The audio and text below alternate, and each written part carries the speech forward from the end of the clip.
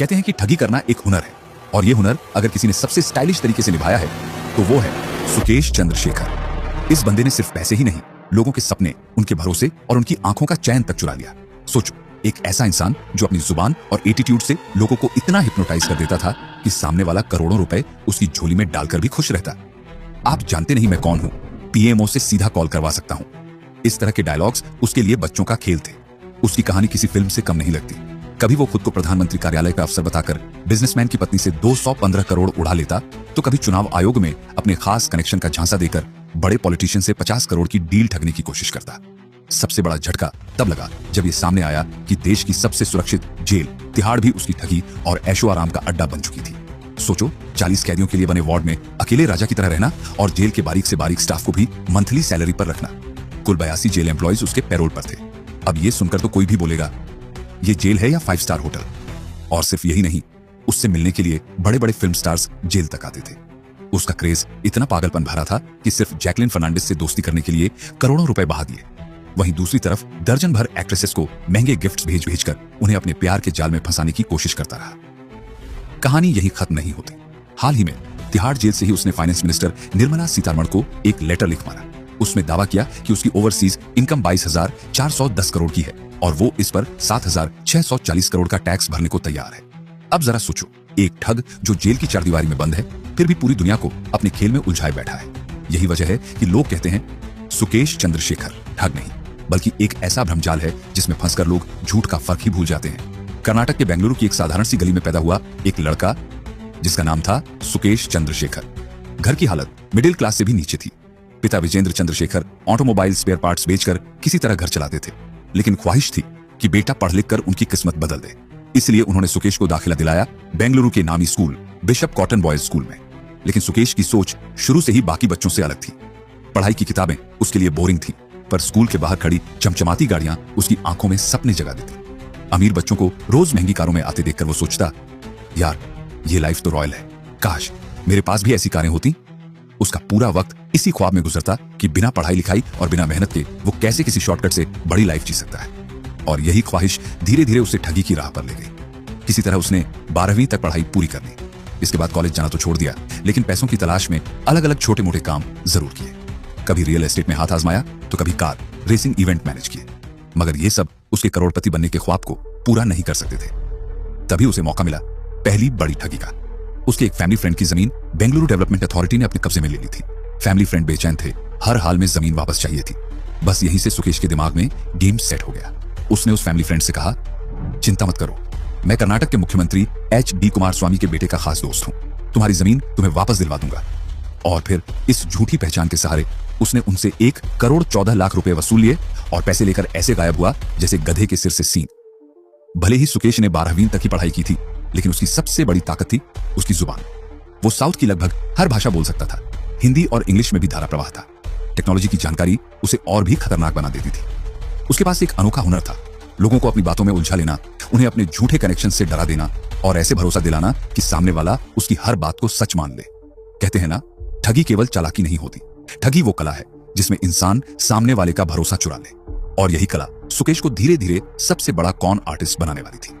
पहली ठगी से हाथ में पैसा आया तो सुकेश का कॉन्फिडेंस आसमान छूने लगा। उसने तुरंत कुछ महंगी बाइक्स खरीद डाली, लेकिन पेंच ये था कि उसकी उम्र सिर्फ 17 साल थी। मतलब वो कानूनी तौर पर बाइक या कार चला ही नहीं सकता था। अब सोचो, आम लड़का होता तो डर जाता, लेकिन सुकेश ने एक नया जुगाड़ निकाल लिया। उसने बेंगलुरु पुलिस कमिश्नर के नकली दस्तखत वाला एक फर्जी लेटर तैयार किया, जिसमें साफ लिखा था, सुकेश चंद्रशेखर को पूरे कर्नाटक में कहीं भी गाड़ी चलाने की अनुमति है। इस चिट्ठी को हाथ में लेकर वो शेर की तरह घूमने लगा। कभी खुद को एक्स CM का पोता बताता, कभी बड़े अफसर का रिश्तेदार और कभी सीधा किसी मिनिस्टर का खास आदमी। लोग उसकी शख्सियत से इतने इंप्रेस हो जाते कि लाखों रुपए उसके हवाले कर देते। सरकारी नौकरी दिलवाने के नाम पर उसने 35 लोगों को चुना लगाया। यह सिलसिला साल 2009 तक चलता रहा। इस बीच वो कई बार गिरफ्तार भी हुआ। और साथ में जब वो सिर्फ 17 साल का था, पुलिस ने उसके घर छापा मारा तो BMW, निसान, टोयोटा कोरोला जैसी गाड़ियां, 12 ब्रांडेड घड़ियां और सोने चांदी के गहनों का जखीरा मिला। सोचकर ही दिमाग घूम जाए कि इतनी छोटी उम्र में ये लड़का किस लेवल का खेल खेल रहा था। बार बार पकड़े जाने के बाद उसने बेंगलुरु छोड़ दिया और चेन्नई शिफ्ट हो गया। यहाँ उसने किंग इन्वेस्टमेंट नाम की कंपनी खड़ी की। बाहर से देखने पर कंपनी पूरी तरह वैलिड लगती, लेकिन अंदर ही अंदर वही पुराना धंधा, फर्जीवाड़ा। खुद को कर्नाटक के CM BS येदियुरप्पा का सेक्रेटरी बताकर उसने तमिलनाडु के कई बिजनेसमैन से सरकारी कॉन्ट्रैक्ट दिलवाने का झांसा देकर करोड़ों वसूले। इसी दौरान उसकी लाइफ में एंट्री हुई साउथ इंडस्ट्री की एक्ट्रेस लीना मारिया पॉल की। लीना तब फिल्मों में सिर्फ छोटे मोटे रोल करती थी, लेकिन उसका सपना था लीड एक्ट्रेस बनने का। सुकेश ने उससे मुलाकात की और बड़े कॉन्फिडेंस के साथ कहा, मैं फिल्म प्रोड्यूसर हूं, तुम्हें जल्दी ही एक बिग बजट मूवी में लीड रोल दिलवाऊंगा। लीना को यह सपना भाया और सुकेश ने महंगे गिफ्ट्स, महंगी कारों और लव स्टोरी के तड़के से उसे पूरी तरह अपने जाल में फंसा लिया। लेकिन ठगी का खेल रुका नहीं। साल 2011 में वो फिर गिरफ्तार हुआ। बेल मिलते ही चेन्नई छोड़कर कोच्चि पहुंच गया। वहां उसने देखा कि इमैनुअल सिल्क्स नाम की कंपनी प्रमोशनल इवेंट करना चाहती है। सुकेश ने मालिक से मुलाकात की और बोला, चिंता मत कीजिए, इस इवेंट में मैं कैटरीना कैफ को बुला सकता हूं। कंपनी वाले खुश हो गए और उसे 20 लाख एडवांस दे दिए। लेकिन जैसा कि हमेशा होता आया था, कैटरीना कभी नहीं आई और सुकेश फिर से रफू चक्कर हो गया। यहीं से उसका पैटर्न क्लियर हो गया। वो पहले किसी शहर में घुसता, बड़ी बड़ी बातें करके लोगों को फंसाता और जैसे ही केस दर्ज होता, शहर बदल लेता। इसी दौरान लीना पॉल को भी सच पता चल गया कि सुकेश प्रोड्यूसर नहीं बल्कि प्रोफेशनल फ्रॉड है। लेकिन कहानी पलटी तब जब लीना ने उसे छोड़ने के बजाय उसकी पार्टनर बनने का फैसला किया। दोनों ने शादी कर ली और लीना भी उसकी ठगी के बिजनेस में उतर गई। कोच्चि छोड़ने के बाद सुकेश और लीना ने चेन्नई में एक कपल को फंसाया जो फ्यूचर टेक्निक्स प्राइवेट लिमिटेड नाम की कंपनी चलाते थे। सुकेश ने अपना नाम जय कुमार बताया और खुद को आईएएस अफसर बताकर कहा कि वो उनकी कंपनी को कर्नाटक सरकार से 132 करोड़ का कॉन्ट्रैक्ट दिलवा सकता है। बदले में उसने 19 करोड़ मांगे। कपल के पास इतने पैसे नहीं थे तो उन्होंने कनरा बैंक से लोन की कोशिश की। बैंक झिझक रहा था, लेकिन सुकेश ने नकली सरकारी डॉक्यूमेंट्स दिखाए और मैनेजर को भरोसा दिलाया कि बड़ा टेंडर पक्का है। नतीजा, लोन पास हो गया और करोड़ों उसके खाते में पहुंच गए। सुकेश ने 12 करोड़ फटाफट निकाल भी लिए। जब धोखाधड़ी का खुलासा हुआ तो बैंक ने अकाउंट सीज कर दिया, मगर तब तक देर हो चुकी थी। पुलिस ने केस दर्ज किया और सुकेश लीना दोनों को गिरफ्तार कर लिया गया। हालांकि बेल पर दोनों फिर बाहर आ गए और 3 साल तक ठगी का सिलसिला जारी रहा। लेकिन साल 2017 में उसने एक ऐसा दांव खेला जो उसके लिए भारी साबित हुआ। दिसंबर 2016 में जयललिता की मौत के बाद एआईएडीएम के पार्टी में बगावत छिड़ गई। ओ पन्नीर सेल्वम और वी डॉट के शशिकला के गुट आपस में भिड़ गए। चुनाव आयोग ने पार्टी का सिंबल ही सीज कर दिया। इस बीच शशिकला के भतीजे टी.वी. दिनाकरण आर के नगर सीट से चुनाव लड़ना चाहते थे और उन्हें सिंबल की बेहद जरूरत थी। सुकेश ने यह खबर सुनी और तुरंत मौके पर झपट पड़ा। उसने दिनाकरण से सीधा संपर्क किया और बोला, मेरे इलेक्शन कमीशन में बड़े कनेक्शंस हैं, मैं सिंबल दिलवा सकता हूं, लेकिन इसके लिए 50 करोड़ का खर्च आएगा। दिनाकरण अधीर थे और तुरंत 10 करोड़ एडवांस दे दिए। पर जैसा हमेशा होता था, सुकेश पैसा लेकर गायब हो गया। लेकिन इस बार उसका शिकार कोई आम शख्स नहीं बल्कि एक पावरफुल पॉलिटिशियन था। दिनाकरण ने शिकायत दर्ज करवाई और साल 2017 में दिल्ली पुलिस ने सुकेश चंद्रशेखर को गिरफ्तार कर तिहाड़ जेल में डाल दिया। सुकेश तिहाड़ जेल की चारदीवारी के अंदर पहुंच चुका था, लेकिन उसकी कहानी वहीं खत्म नहीं हुई। असली खेल तो अब शुरू हुआ था। इन्फोर्समेंट डायरेक्टरेट यानी ईडी ने जैसे ही उसके केस की तहकीकात शुरू की, एक एक करके पुराने घोटाले सामने आने लगे। नतीजा ये हुआ कि इस बार उसे बेल नहीं मिली। सबको लगा कि अब वो लंबे वक्त तक सलाखों के पीछे ही रहेगा। लेकिन सुकेश चंद्रशेखर ठगों की दुनिया का मास्टरमाइंड था। उसके लिए जेल की ऊंची दीवारें भी कोई रुकावट नहीं थी। वो सोच चुका था, अगर जिंदगी ने मुझे जेल दी है तो अब यही मेरी ठगी का हेड ऑफिस बनेगा। धीरे धीरे उसने तिहाड़ के छोटे बड़े अफसरों तक को पैसे से खरीद लिया।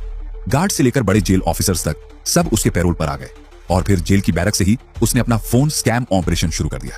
उसके पास सिर्फ एक फोन था और कुछ चालाक दिमागी ट्रिक्स। फोन उठाते ही वो अमीर लोगों को कॉल करता, कभी ऑफर्स देता तो कभी धमकी, और फिर करोड़ों रुपए उसके बाहर मौजूद गुर्गे वसूल लेते। लेकिन उसकी जिंदगी का सबसे बड़ा दांव तब खेला गया जब साल 2019 में रानबैक्सी और फोर्टिस कंपनी के मालिक शिविंदर सिंह मणि लॉन्ड्रिंग केस में तिहाड़ आ गए। सुकेश को जैसे ही यह खबर लगी, उसने जेल अधिकारियों को मोटी रकम दी और शिविंदर की हर डिटेल निकाल ली। यहां तक कि उनकी पत्नी अदिति सिंह का नंबर भी उसके हाथ लग गया। 15 जून 2020 की शाम अचानक अदिति के पास एक कॉल आया। स्क्रीन पर दिखा गवर्नमेंट ऑफिस का लैंडलाइन। कॉल उठाते ही एक महिला बोली, मैडम, हमारे लॉ सेक्रेटरी अनूप कुमार आपसे बात करना चाहते हैं। अगले ही सेकंड लाइन पर आया सुकेश। उसने गहरी आवाज में कहा, मैं लॉ सेक्रेटरी अनूप कुमार बोल रहा हूं। अभी मैं पीएमओ यानी प्रधानमंत्री कार्यालय से सीधे बात कर रहा हूं। उस वक्त पूरी दुनिया कोविड-19 महामारी की चपेट में थी। सरकार वैक्सीन बनाने के लिए अलग अलग कंपनियों से जुड़ रही थी। सुकेश ने इसी हालात का फायदा उठाया।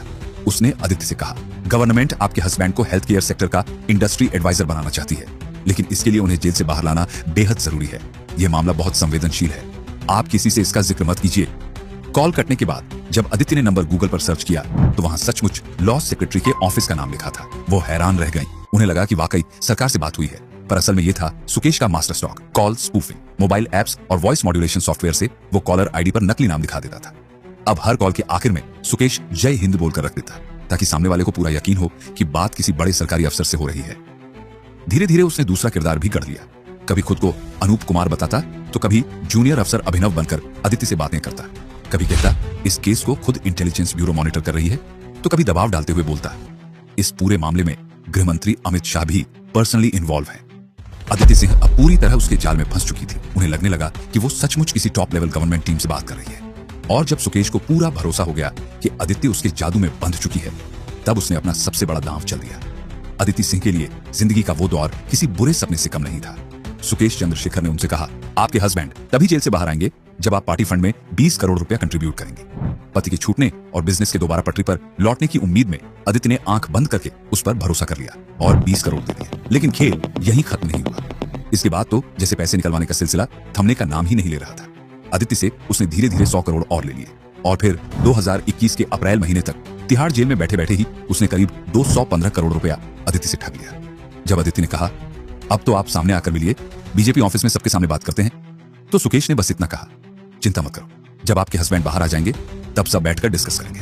लेकिन इतने पैसे देने के बावजूद जब शिविंदर सिंह जेल से बाहर नहीं आ पाए तो अदिति ने पैसे भेजने से साफ मना कर दिया। और यहीं से शुरू हुआ असली डर, लगातार थ्रेट कॉल्स। अदिति इतनी परेशान हो चुकी थी कि कई बार उन्होंने जान देने की कोशिश भी की। पुलिस में जाने की हिम्मत भी नहीं जुटा पा रही थी क्योंकि सुकेश ने उन्हें इस कदर डरा रखा था। सिर्फ अदिति ही नहीं बल्कि शिविंदर के भाई मलविंदर सिंह की पत्नी जापना सिंह को भी उसी तरीके से झांसे में लेकर सुकेश ने 4 करोड़ ठग लिए थे। शायद ये सिलसिला और चलता रहता अगर ईडी की नजर इस खेल पर न पड़ती। दरअसल ईडी कई महीनों से शिविंदर सिंह और उनके परिवार के अकाउंट्स पर नजर रख रही थी। तभी उन्हें अदिति के अकाउंट से 215 करोड़ रुपयों का ट्रांजैक्शन दिखा।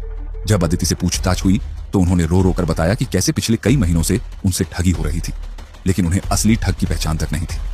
पुलिस और ईडी दोनों के सामने सबसे बड़ा सवाल यही था कि आखिर इतने पैसे गए कहां। तब पुलिस ने अदिति की मदद से जाल बिछाया। उन्हें कहा गया कि वो उस आदमी को बोलें कि वो 10 करोड़ और देने के लिए तैयार है। अदिति ने वैसा ही किया। सुकेश ने तुरंत हां कर दी और अपने एक आदमी को पैसे लेने भेजा। लेकिन इस बार मामला उल्टा पड़ गया। चारों तरफ पुलिस पहले से ही तैनात थी। जैसे ही वो शख्स पैसे लेने पहुंचा, पुलिस ने धर दबोचा। पूछताछ में जब असली नाम सामने आया तो हर कोई हैरान रह गया। पीछे तो वही सुकेश चंद्रशेखर था जो तिहाड़ जेल की बैरक नंबर 204 वार्ड नंबर 3 में बैठकर ये खेल खेल रहा था। जेल की तलाशी हुई तो तस्वीरें और भी चौंकाने वाली निकली।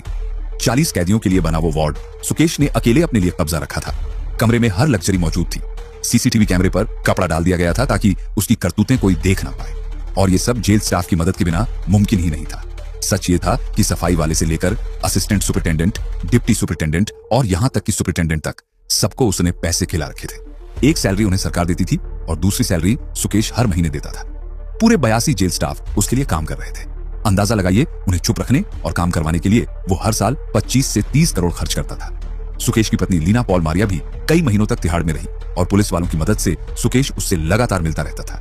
इतना ही नहीं, जेल में वो हर महीने पार्टी करता था। पार्टी में कई फेमस मॉडल्स और एक्ट्रेसेस तक आती थी, सिर्फ उसका मन बहलाने के लिए। अदिति सिंह से जो करोड़ों रुपए ठगे गए, उनका इस्तेमाल वो अपनी फेवरेट एक्ट्रेसेस को महंगे गिफ्ट देने और उन्हें इंप्रेस करने में करता था। इसके लिए उसने पिंकी ईरानी नाम की एक मॉडल को हायर किया था। वही मॉडल्स और एक्ट्रेसेस को तिहाड़ में उससे मिलवाती और गिफ्ट्स पहुंचाती थी। यहीं जेल में उसकी मुलाकात चाहत खन्ना, निक्की तंबोली और सोफिया सिंह से हुई। मुलाकात के बदले सुकेश ने चाहत को लाखों कैश और एक ब्लू वर्साचे वॉच गिफ्ट की। निक्की को 3.5 लाख कैश और महंगे बैग्स दिए। वहीं सोफिया सिंह को भी 3.5 लाख और एक लुई विटॉन बैग मिला। इसके बाद तो सुकेश सीधे सीधे बॉलीवुड की बड़ी एक्ट्रेसेस तक पहुंचने की कोशिश करने लगा। उसका पूरा साम्राज्य जेल की चारदीवारी के अंदर बैठकर ही चल रहा था और वो वहां राजा की तरह जिंदगी बिता रहा था। जनवरी 2021 की ठंडी रातों में सुकेश का शातिर दिमाग एक नई चाल सोच रहा था। उसने एक नकली नाम से भूमि पेडनेकर को व्हाट्सएप पर मैसेज करना शुरू किया। उसने लिखा, मैडम, मैं आपको एक स्पेशल गिफ्ट भेजना चाहता हूं, प्लीज मना मत कीजिए। भूमि ने तुरंत जवाब दिया, देखिए, मुझे इन सब चीजों में कोई इंटरेस्ट नहीं है, प्लीज मुझे परेशान मत कीजिए। लेकिन सुकेश कहां मानने वाला था। फिर आया मई 2021। इस बार निशाना थी सारा अली खान।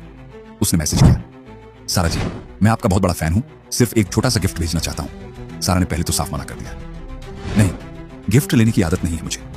लेकिन उसकी लगातार जिद पर सारा बोली, ठीक है, सिर्फ चॉकलेट भेज दीजिए। पर सुकेश ने चालाकी दिखाई। उसने चॉकलेट के साथ 1 लाख रुपए की महंगी फ्रैंक म्यूलर वॉच भी भेज दी। उसका इरादा साफ था, किसी बड़ी बॉलीवुड एक्ट्रेस को अपनी गर्लफ्रेंड बनाना। और इसमें उसकी पार्टनर इन क्राइम थी उसकी पत्नी लीना पॉल। भूमि और सारा से बात न बनने पर उसने कहा, लीना, अब हमें किसी और को टारगेट करना होगा, कोई ऐसी जो हमारी इमेज और बढ़ा सके। और फिर बारी आई जानवी कपूर की। लीना ने उन्हें बेंगलुरु के एक सैलून इनॉग्रेशन के लिए बुलाया। वहां सुकेश ने उन्हें 18,94,000 रुपए और एक महंगा क्रिश्चियन डियोर बैग गिफ्ट कर दिया। जानवी ने मुस्कुराकर कहा, थैंक यू, लेकिन मैं इस सब में इंटरेस्टेड नहीं हूं, और वहीं कहानी खत्म कर दी। अब सुकेश और लीना की निगाहें गईं नोरा फतेही पर। चेन्नई के एक इवेंट में लीना ने नोरा को आईफोन और गुच्ची का बैग देते हुए कहा, मेरे हस्बैंड आपके बहुत बड़े फैन हैं। फिर खुद सुकेश ने व्हाट्सएप पर चैट शुरू की। कुछ ही दिनों में उसने नोरा को BMW कार गिफ्ट कर दी। नोरा ने सतर्क रहकर कार अपने कजिन बॉबी के नाम पर रजिस्टर करा ली, लेकिन यहां भी सुकेश ने दबाव बढ़ाया। उसने पिंकी ईरानी से कहलवाया, नोरा जी, अगर आप चाहें तो सुकेश आपका पूरा फिल्मी करियर सेट कर देगा। जैकलीन फर्नांडिस पहले ही ऑफर मान चुकी है, बस वेटिंग में है, लेकिन असली पसंद तो आप ही हैं। नोरा ने दूरी बना ली, मगर सुकेश का असली खेल अब शुरू हुआ था। उसने जैकलीन फर्नांडिस पर अपना जादू आजमाना शुरू किया। एक दिन जैकलीन के मेकअप आर्टिस्ट शान मुताहिल का फोन बजा। उधर से आवाज आई, हेलो, मुझे जैकलीन से बात करनी है। शान ने तुरंत कॉल काट दिया, लेकिन कुछ दिन बाद फिर फोन आया। इस बार ट्रू कॉलर पर दिख रहा था, मिनिस्ट्री ऑफ होम अफेयर्स। शान के हाथ कांप गए। उसने घबराकर फोन उठाया। उधर से गहरी आवाज आई, मैं शेखर रत्नवेला बोल रहा हूं, जय ललिता का भतीजा और सन टीवी का ऑनर हूं। मुझे अभी जैकलीन से बात करनी है। शान सन्न रह गया। असल में यह सब सुकेश की चाल थी, कॉल स्पूफिंग का खेल। जैकलीन और सुकेश के बीच की नजदीकियां धीरे धीरे बढ़ने लगी। दोनों ने नंबर एक्सचेंज किए और फिर बातचीत का सिलसिला शुरू हो गया। सुकेश हमेशा अपनी बड़ी बड़ी बातों और दिखावे से जैकलीन को इंप्रेस करने की कोशिश करता था। उसने शुरुआत में ही जैकलीन पर तोहफों की बरसात कर दी। 15 लाख कैश, 5 लग्जरी घड़ियां, 20 ज्वेलरी पीसेस, 65 जोड़ी जूते, 47 महंगे कपड़े, 36 ब्रांडेड बैग्स, 9 पेंटिंग्स और 1 सालसा सांचे क्रॉकरी सेट तक। ये सब देखकर कोई भी सोच में पड़ जाए कि आखिर ये आदमी है कौन। लेकिन इसी बीच जैकलीन के मेकअप आर्टिस्ट शान मुस्ताहिल को सुकेश की असली हकीकत का अंदाजा हो गया। जैसे ही उसने ये बात जैकलीन को बताई, जैकलीन ने सुकेश से दूरी बनानी शुरू कर दी। इस अचानक बदले रवैये ने सुकेश को बेचैन कर दिया। वह इतना परेशान हुआ कि फरवरी 2021 के वैलेंटाइंस डे पर उसने अपनी करीबी पिंकी ईरानी से कहा, अगर तुम जैकलीन को मेरे पास वापस ले आओ तो मैं तुम्हें 10 करोड़ दूंगा। पिंकी ने फिर जैकलीन को समझाने की कोशिश की और बोली, देखो, सुकेश पॉलिटिकल ब्यूरो का हिस्सा है। उसके खिलाफ जो खबरें चल रही हैं वो सिर्फ उसे फंसाने की चाल है। इन बातों से जैकलीन का मन थोड़ा डगमगाया और दोनों के बीच फिर से पैचअप हो गया। सुकेश ने जैकलीन को मनाने के लिए एक खास तोहफा दिया, टिफनी डायमंड, जिस पर JNS खुदवाया हुआ था। इसके बाद जब सुकेश थोड़े वक्त के लिए बेल पर बाहर आया तो दोनों की पहली मुलाकात जून 2021 में चेन्नई में हुई। बाद में यही तस्वीरें सोशल मीडिया पर वायरल भी हुई। अगले महीने दोनों को चेन्नई में ही रेंज रोवर में ड्राइव पर देखा गया। सुकेश ने अपना रुतबा दिखाने के लिए पीछे बॉडीगार्ड्स का पूरा काफिला भी रखा था, जिनकी गाड़ियां भी रेंज रोवर ही थी। आगे चलकर सुकेश ने जैकलीन को 2 बार केरला बुलाया। उस वक्त जहां भी जैकलीन जाती थी, सुकेश उनके लिए प्राइवेट जेट का इंतजाम करता था। यहां तक कि उसने 15 लाख एडवांस देकर एक स्क्रिप्ट राइटर भी हायर किया ताकि जैकलीन के लिए खास वेब सीरीज तैयार की जा सके। सुकेश ने उन्हें 57 लाख का एक घोड़ा और करोड़ों की विदेशी नस्ल की 4 बिल्लियां गिफ्ट की। उसने सिर्फ जैकलीन ही नहीं बल्कि उनके परिवार को भी महंगे तोहफों से नवाजा। जैकलीन की बहन जो अमेरिका में रहती है, उन्हें $1,72,913 भेजे। उनके भाई को जो ऑस्ट्रेलिया में रहते हैं, $26,740 ऑस्ट्रेलियन डॉलर मिले। वहीं उनके पेरेंट्स को बरेन में पोर्श और मैसेराटी जैसी महंगी गाड़ियां गिफ्ट की गई। इतना ही नहीं, सुकेश ने वक्त वक्त पर जैकलीन को 7 करोड़ और 2 लाख रुपए भी ट्रांसफर किए।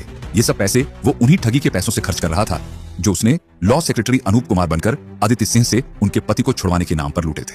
मगर हालात तब बदल गए जब ईडी ने 215 करोड़ की ठगी की जांच शुरू की। इस दौरान ईडी ने उन सभी एक्ट्रेसेस को पूछताछ के लिए बुलाया जिन्होंने सुकेश से गिफ्ट ली थे। 30 अगस्त 2021 को जैकलीन से भी घंटों तक पूछताछ हुई।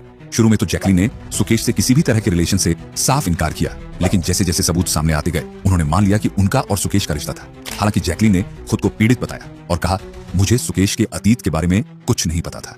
उसने मेरे इमोशंस के साथ खेलकर मेरी जिंदगी को नर्क बना दिया। लेकिन ईडी का कहना था कि जैकलीन सब जानती थी, सुकेश का क्रिमिनल बैकग्राउंड, उसके धोखाधड़ी वाले कारनामे। इसके बावजूद वो उससे जुड़ी रही और यही उनकी सबसे बड़ी गलती साबित हुई। जहां दूसरी हीरोइनों को इस पूरे मामले में सिर्फ गवाह बनाया गया, वहीं जैकलीन फर्नांडिस से अब भी लगातार पूछताछ चल रही है। सुकेश ने जो महंगी गाड़ियां और कीमती ज्वेलरी जैकलीन और नोरा फतेही को गिफ्ट की थी, वो सब ईडी ने जब्त कर लिया। सबसे हैरानी की बात तो ये है कि तिहाड़ जेल में बैठकर सुकेश करीब 12 एक्ट्रेसेस से मिला करता था। ये सब इसलिए मुमकिन हुआ क्योंकि जेल के ही कुछ अफसर हर महीने मोटी रकम लेकर उसके हर काम को आसान बना रहे थे। ईडी की जांच के बाद 7 जेल अफसरों को गिरफ्तार कर लिया गया। इनमें 2 जेल सुपरिटेंडेंट सुनील कुमार और सुंदर बोरा, 3 डिप्टी सुपरिटेंडेंट प्रकाश चंद, महेंद्र प्रसाद सुंदरियाल और सुभाष बत्रा और 2 असिस्टेंट सुपरिटेंडेंट धर्म सिंह मीणा और लक्ष्मी दत्त शामिल थे। सुकेश की चालाकी का अंदाजा आप इस बात से लगा सकते हो कि एक बार उसने दिल्ली की एक कोर्ट के जज को फोन करके कहा, मैं सुप्रीम कोर्ट का जज बोल रहा हूँ, सुकेश को बेल दो वरना अच्छा नहीं होगा। लेकिन जांच होते ही पोल खुल गई कि कॉल करने वाला कोई और नहीं बल्कि तिहाड़ जेल में बैठा वही सुकेश था। उसके ये कारनामे इतने शॉकिंग थे कि अब तो फिल्म मेकर्स भी उसकी जिंदगी पर मूवी बनाने की प्लानिंग कर रहे हैं। सुकेश सिर्फ फ्रॉड ही नहीं करता बल्कि वक्त वक्त पर ऐसे दावे भी कर देता है जिनसे पूरा पॉलिटिकल गलियारा हिल जाता है। 2022 में उसने दिल्ली के एलजी विनय सक्सेना को खत लिखकर आम आदमी पार्टी के बड़े नेताओं पर गंभीर आरोप जड़ दिए। उसने कहा कि 2017 में दिल्ली के मुख्यमंत्री अरविंद केजरीवाल ने 50 करोड़ लेकर उसे राज्यसभा की सीट ऑफर की थी। इतना ही नहीं, उस वक्त के जेल मंत्री सत्येंद्र जैन पर भी आरोप लगाया कि उन्होंने तिहाड़ में वीआईपी ट्रीटमेंट और खास मुलाकातों की छूट देने के बदले उससे 10 करोड़ की रिश्वत ली। वहीं दिल्ली के डिप्टी सीएम मनीष सिसोदिया पर आरोप लगाया कि वो हर डिपार्टमेंट से कमीशन वसूलते थे और कई घोटाले भी किए। सुकेश के इन लेटर्स की जांच के लिए एलजी ने स्पेशल कमेटी बनाई, लेकिन किसी भी आरोप का पुख्ता सबूत नहीं मिल सका। आज भी सुकेश कई मामलों में जेल के अंदर ही बंद है, लेकिन इतना सब हो जाने के बाद भी उसने जैकलीन को बार बार प्यार भरे खत लिखे जो मीडिया में वायरल हो गए। जनवरी 2025 में तो उसने फाइनेंस मिनिस्टर निर्मला सीतारमण को पत्र लिखकर दावा किया कि उसकी ओवरसीज इनकम 2410 करोड़ की है और वो सरकार को 7640 करोड़ टैक्स देना चाहता है। हकीकत में ये सच है या उसका एक और झूठ कहना मुश्किल है। अब देखने वाली बात यह होगी कि आखिर कब उसके काले धंधों पर लगाम लगेगी या फिर वो जेल की चारदीवारी के भीतर से ही अपना फ्रॉड का साम्राज्य चलाता रहेगा। और हाँ, अगर आपको ये वीडियो पसंद आया हो तो लाइक और शेयर करना मत भूलना। चैनल को सब्सक्राइब करके बेल